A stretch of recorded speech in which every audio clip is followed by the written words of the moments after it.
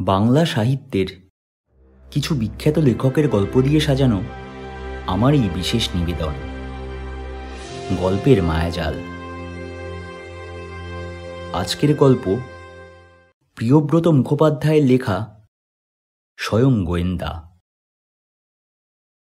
মুখ্য চরিত্রে দীপক, জ্যাঠামণি এবং সরকারবাবু আর তাঁর স্ত্রী। গল্প পাঠে আমি অভিষেক। সরকারবাবু স্ত্রীর ভূমিকায় আমার মা। তাহলে শুরু করা যাক।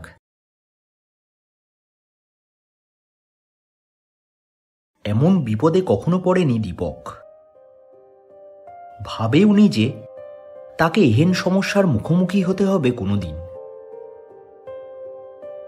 আর এটা কি শুধু সমস্যা? না, দীপকের তো তা মনে হচ্ছে না।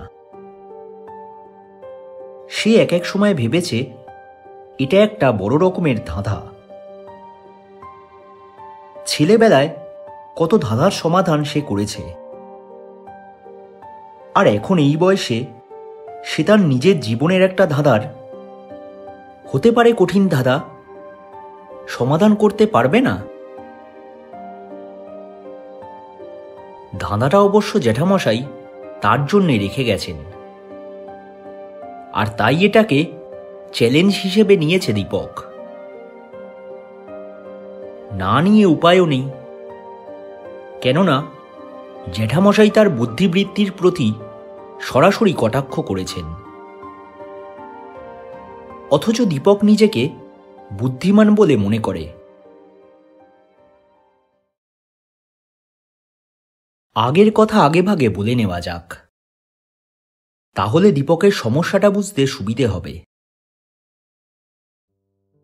দীপক তার মাকে হারিয়েছে এই পৃথিবীর আলো দেখবার সঙ্গে সঙ্গেই। বাবাকে সে পেয়েছিল অল্প কয়েকদিনের জন্য। বাবার কথা তার এখনো এই 21 বছর বয়সে মনে আছে কিছু কিছু। স্কুলে মাস্টারি করতেন বাবা, তাকে নিজে পড়াতেন এটুকুও তার মনে আছে। বাকিটা সে জ্যাঠামশাইয়ের কাছ থেকে শুনেছে। ওর বাবার মাস্টারি করা জ্যাঠামশাই একদম পছন্দ করতেন না, কেননা ভালো আয় ছিল না স্কুলে শিক্ষকতা করে। টাকা কড়ি তার জন্যে বাবা কিছুই রেখে যেতে পারেননি। দীপক এত বড় হয়েছে শুধু জ্যাঠামশাইয়ের জন্যে। অকৃতদার জ্যাঠামশাই সারাটা জীবন গ্রামের বাড়িতে জমি জমা নিয়েই কাটিয়ে দিয়েছেন। সম্পত্তিও করেছেন অঢেল। গ্রামে থেকে স্কুলের পড়াশুনো করেছে দীপক। স্কুল ফাইনালে সে অসম্ভব ভালো রেজাল্ট করেছিল, স্কলারশিপও পেয়েছিল। আর তখনই জ্যাঠামশাইয়ের সঙ্গে বাধল বিরোধ। উনি বললেন, দীপু, আমার বয়স হয়েছে, তুই ছাড়া আমার আর কেউ নেই। তুই এখন বড় হয়েছিস, বিষয় সম্পত্তি বাবা দেখে শুনে নে। অনুরূপ পরিস্থিতিতে অন্য কেউ হলে হয়তো জ্যাঠামশাইয়ের প্রস্তাবে খুশিই হতো, কিন্তু দীপকের জ্ঞানের পিপাসা তখন দুর্নিবার। অনেক দূর অব্দি পড়বার সাধ তার। জ্যাঠামশাইয়ের কথায় তাই তার বুক কাঁপল, চোখে জল এসে পড়ল। এর আগে কখনো জ্যাঠামশাইয়ের মুখের ওপর কথা বলেনি সে। একবার না বলে পারল না, জ্যাঠামণি, আমি প্রেসিডেন্সি কলেজে পড়ব, আপনি রাগ করবেন না। জ্যাঠামশাই অনেক বোঝালেন যুক্তিতর্ক দিয়ে। দীপকের মাথায় সেসব ঢুকল না। জ্যাঠামশাই তখন তাঁর শেষ অস্ত্র প্রয়োগ করলেন। বললেন, দেখ দীপু, তুই এমন একগুঁয়েমি করছিস যে আমার তা মোটেই বরদাস্ত হচ্ছে না। ভেবেছিলুম তোকেই সব দিয়ে থুয়ে যাব, এদিকে তুই সব ওলট পালট করে দিচ্ছিস। দীপক নীরব, মাথা নিচু করে দাঁড়িয়ে আছে সে। তার মুখ ভার। সেটা লক্ষ্য করে জ্যাঠামশাই হেসে বললেন, ঠিক আছে, তুই তো নিজেকে খুব পণ্ডিত ভাবতে শিখেছিস। দেখব তুই কত বড় পণ্ডিত।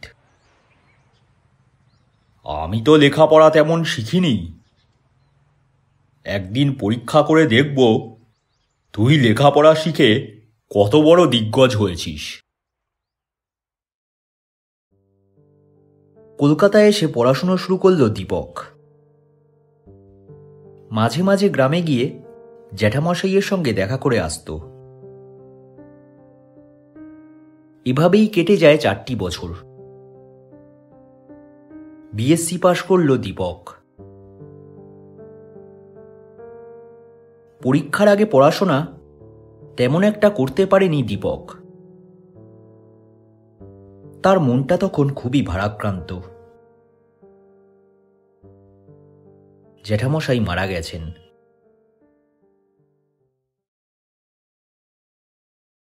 দীপকের জন্য জ্যাঠামশাই রেখে গেছেন এক অদ্ভুত উইল। আর সেই উইল নিয়েই দীপকের যত সমস্যা।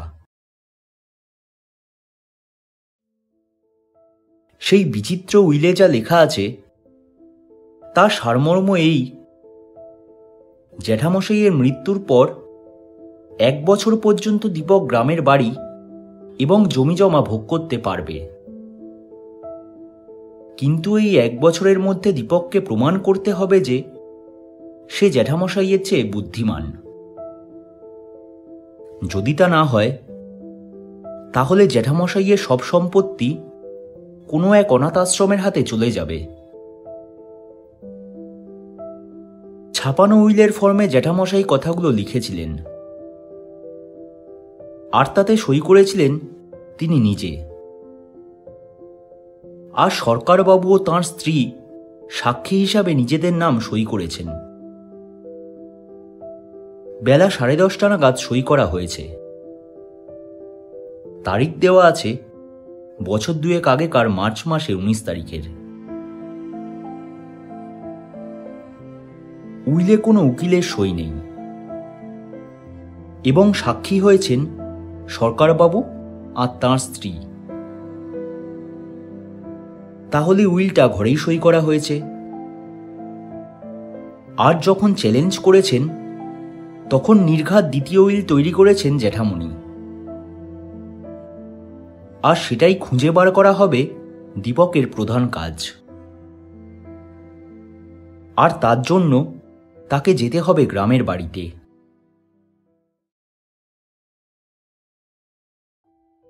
দীপক পরদিন সকালেই গ্রামের বাড়িতে গেল। সরকারবাবু আর তাঁর স্ত্রী দুজনেই তাকে খুব খাতির করে ভেতরে নিয়ে গেলেন। বৈঠকখানা ঘরের চাবি খুলে বসতে দিলেন তাকে। চা জল খাবার দিয়ে সরকারবাবু স্ত্রী চলে গেলেন। সরকারবাবু 2-4 কথার পর চলে গেলেন নিজের কাজে। ঘরের দরজা বন্ধ করে দিল দীপক। মনে মনে সে বলে, এই সেই ঘর যেখানে সব রহস্যের সমাধান হতে পারে। নতুন দৃষ্টিতে ঘরটাকে সে দেখতে থাকে। ঘরের একপাশে একটা ইজি চেয়ার,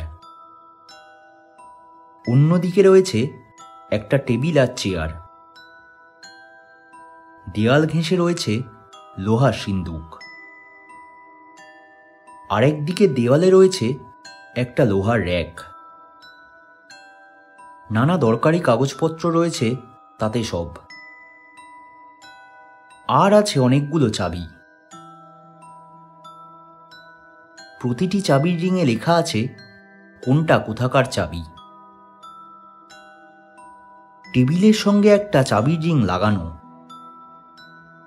কিন্তু সেই রিংয়ে যেটা জড়ানো রয়েছে সেটা আর কিছুই নয়, একখণ্ড আধময়লা দোমড়ানো পুরো কাগজ। কাগজটায় কি সব লেখা রয়েছে না? হ্যাঁ, এই তো, বেশ পড়া যাচ্ছে। উপরে দেরাজের চাবি। হাতের লেখাটা কেমন যেন আঁকা বাঁকা। জ্যাঠামশাইয়ের লেখা তো। বিকেলে সরকারবাবু আর তাঁর স্ত্রী এলেন দীপকের কাছে। সরকারবাবু বললেন, বাবু যে কেন এমন উইল করেছিলেন সে তো আমি জানি না। মনে হয় তুমি লেখাপড়া করতে গিয়েছিলে বলেই বাবুর এত রাগ হয়েছিল।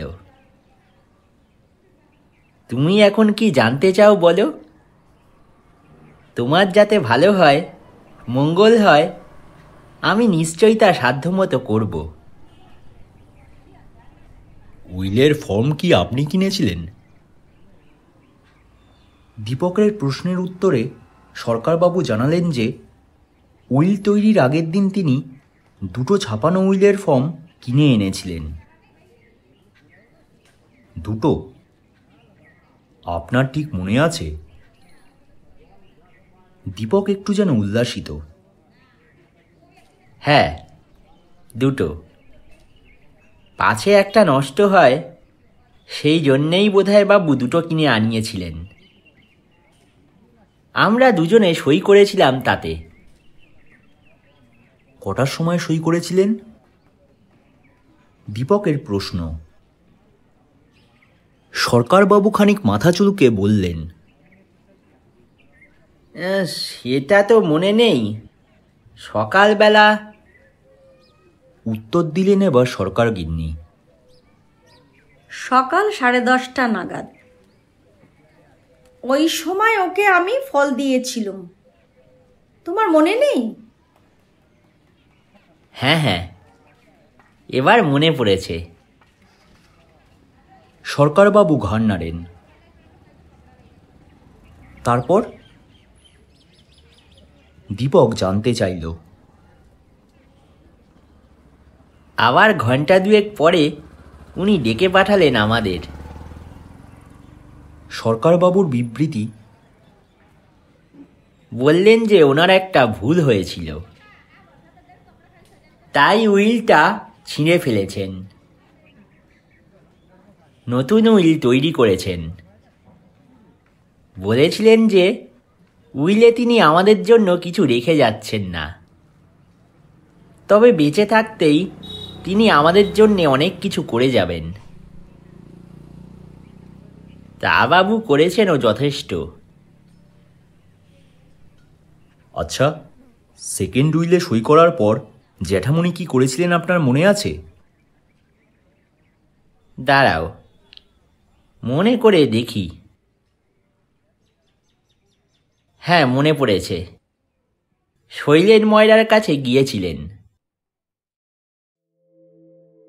জ্যাঠামণি মিষ্টি খেতে ভালোবাসতেন ঠিকই, কিন্তু তা বলে নিজে ময়রার কাছে কেন যাবেন?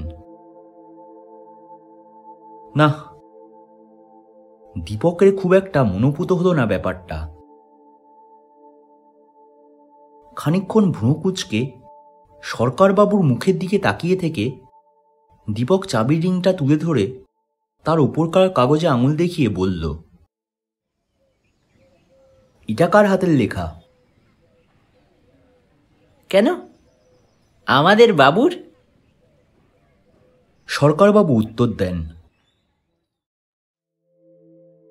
এই উত্তর কিন্তু দীপকের মনে ধরল না। তার মনে হল সরকার কাকা যেন সত্যি বলছেন না। কিন্তু মিথ্যেই বা বলবেন কেন? ওর কি স্বার্থ? আচ্ছা কাকা, এর মধ্যে মানে উইল সই করার পর এই বাড়িতে কেউ এসেছিল? এই ঘরে ঢুকেছিল? একটু ভেবে সরকার কাকা উত্তর দিলেন, না তো।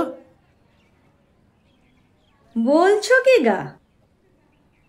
সরকার গিন্নি বলে উঠলেন, মনে নেই রাজমিস্ত্রিরা এ ঘরে ঢুকে কত কাজ করেছিল? হ্যাঁ হ্যাঁ, ঠিক বলেছ। সরকারবাবু তৎক্ষণাৎ ব্যাপারটা মেনে নিলেন। তবে কি কাজ যে তারা করেছিল তা আমি বাবু জানি না। বাবুকে জিজ্ঞেস করাতে বলেছিলেন এসব তোমার জেনে কাজ নেই। মিস্ত্রিরা ঘরের দরজা জানলা বন্ধ করে কাজ করত। আমি আর ওদের কিছু জিজ্ঞেস করিনি। এতক্ষণে দীপক একটু যেন আশার আলো দেখতে পেল।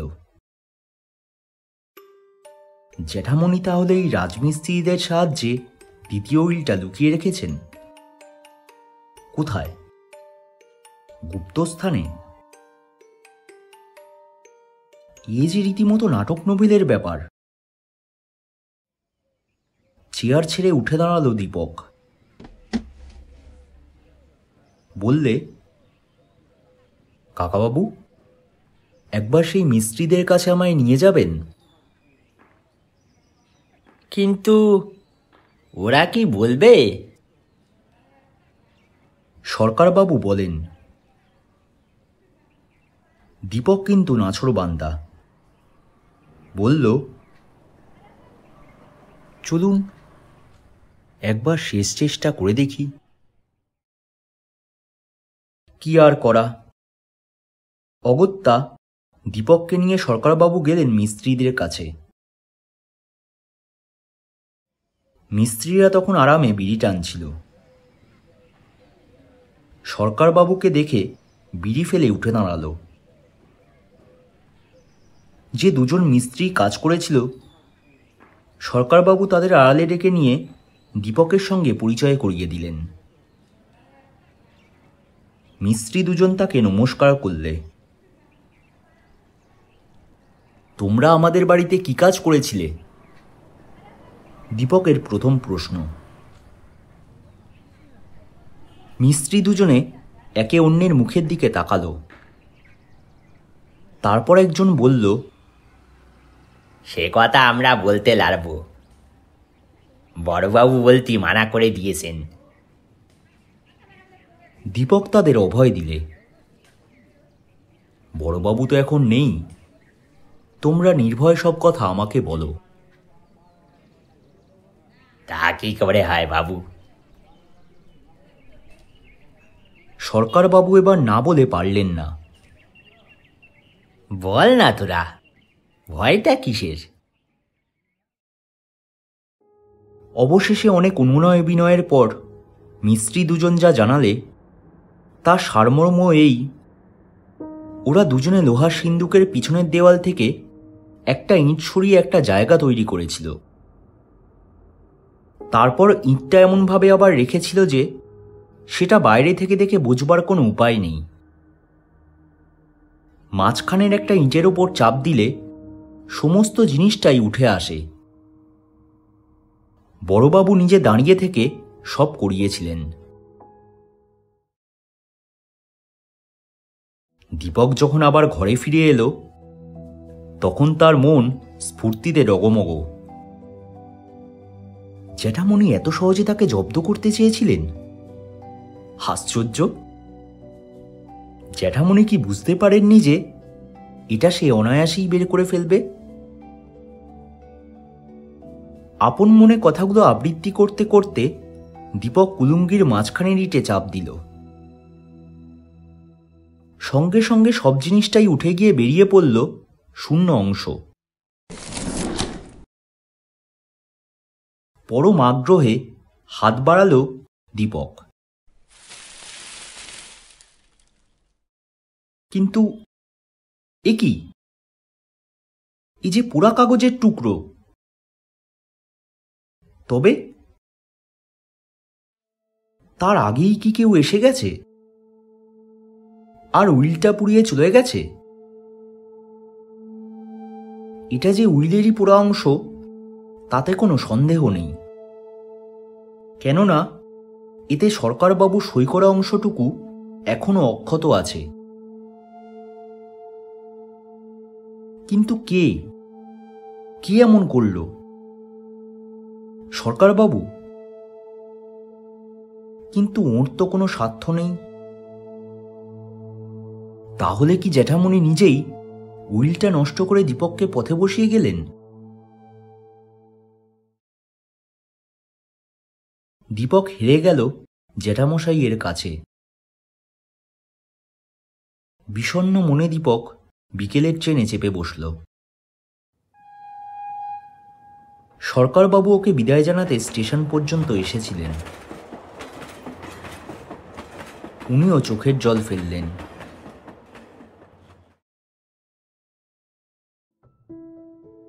এহেন পরাজয়কে কিছুতেই সহজ মনে মেনে নিতে পারছে না দীপক। জ্যাঠামণি তাকে স্নেহ করতেন, আর সেই জ্যাঠামণি কি তাকে এমনভাবে ভাতে মারলেন? কোথায় যেন ঠিক মিলছে না, বেসুরো লাগছে। মনে মনে সমস্ত ব্যাপারটা পর্যালোচনা করতে করতে সহসা লাফিয়ে উঠল দীপক। ট্রেনটা তখন সজোরে ছুটে চলেছে। পরে স্টেশন আসতে কমপক্ষে 10 মিনিট। কিন্তু অত ধৈর্য ধরা দীপকের পক্ষে অসহ্য মনে হচ্ছে।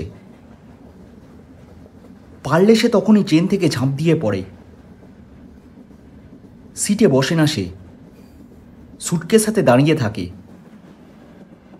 সে তখন ভাবছে, ইস, আমি কি বোকা, আমি একটা গর্দভ।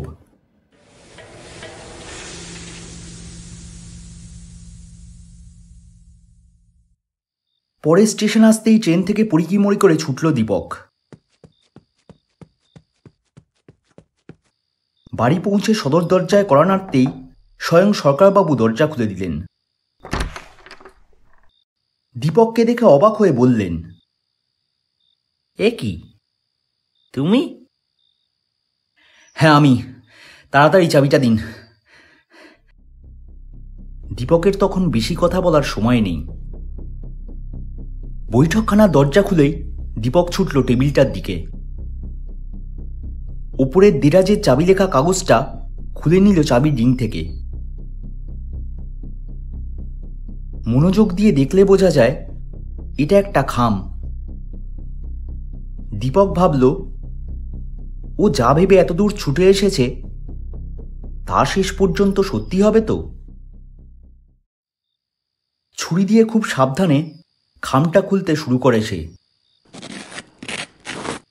খামটা থেকে বেরিয়ে আসে একটা ছাপানো উইলের ফর্ম। কিন্তু কিন্তু ওটা একেবারে সাদা কেন? তবে কি আবার ওকে বোকা বানানো হলো? সরকারবাবু একদৃষ্টে তাকিয়ে আছেন দীপকের দিকে। দীপক ভাবছে, এতে কিছু লেখা নেই কেন? সহসা দীপকের মাথায় যেন বিদ্যুৎ খেলে গেল। সে বলল, সরকার কাকা, লাইটারটা দেবেন একবার। লাইটারটা জ্বালিয়ে কাগজের তলায় ধরল দীপক। অবাক কাণ্ড, ধীরে ধীরে তাতে লেখা ফুটতে শুরু করেছে। ইউরেকা, ইউরেকা, পেয়েছি পেয়েছি বলে কাগজটা সরকারবাবুর হাতে তুলে দিল দীপক। উনি পড়লেন, আমার সমস্ত সম্পত্তি শ্রীমান দীপক রুদ্রকে দিয়ে গেলাম। জ্যাঠামশাইয়ের সই ছাড়াও শৈলেন ময়রা সই রয়েছে উইলে। আরও একজনের নাম রয়েছে সাক্ষী হিসাবে। দীপক বলল, কাকা, এই যে ইনভিজিবল ইঙ্ক দিয়ে লেখা, এতে দোষের কিছু নেই তো? না না, সরকারবাবু ঘাড় নেড়ে জানালেন, আমি তো এতে দোষের কিছু দেখছি না। দীপক উদ্দীপ্ত হয়ে বলল, তাহলে দেখুন জ্যাঠামণি কেমন সব দিক বেঁধে কাজে নেমেছিলেন। আপনাদের দিয়ে শুধু শুধু একই উইলে দুবার সই করিয়েছেন, তারপর আরেকটা উইলে নিজে সই করে ওই অদৃশ্য কালি দিয়ে শৈলেন ময়রার আর অন্য একজনকে দিয়ে সই করিয়েছেন নিজের নামের তলায়। মানে আমায় ভালো রকম বোকা বানাতে চেয়েছিলেন, কিন্তু বোধহয় ভুলে গেছেন আমি বিজ্ঞানের ছাত্র, তাই না সরকার কাকা?